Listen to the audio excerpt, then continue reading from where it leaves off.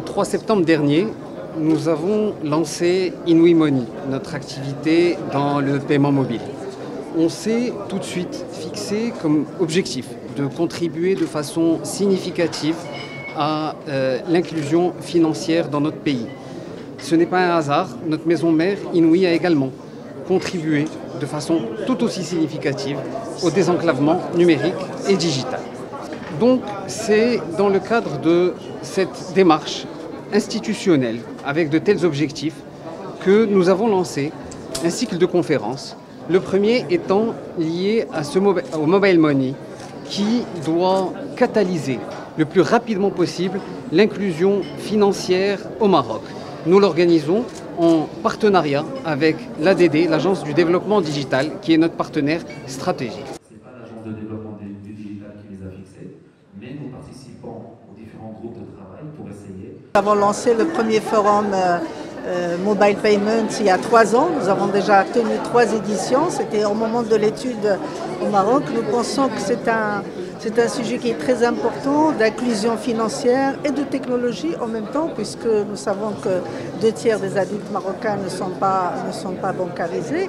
Et puis surtout qu'il y a beaucoup de services aux citoyens qui se développent de plus en plus par l'État marocain.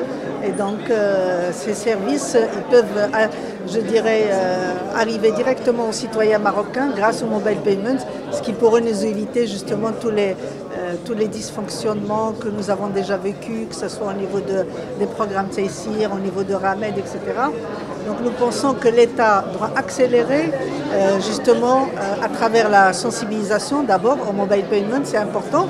Pourquoi pas sensibilisation nationale à travers la télévision, les radios, la presse jouer un rôle très important pour que le citoyen en fait ait confiance, donc une confiance numérique dans le mobile payment premièrement.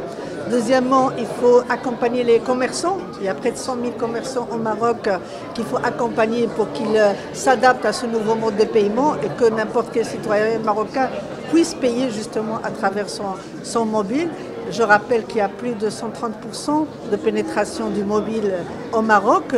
Donc ça, c'est un point qui est important. Et à la confiance numérique, il faut que le citoyen marocain ait confiance justement dans ce mode de paiement. Il y a également donc, la protection des données personnelles. Il faut que la CNDP accompagne ce phénomène parce que c'est important que le citoyen marocain se sente protégé quand il y a son argent sur le téléphone et quand il y a ses informations personnelles. Donc c'est un ensemble en fait d'ingrédients.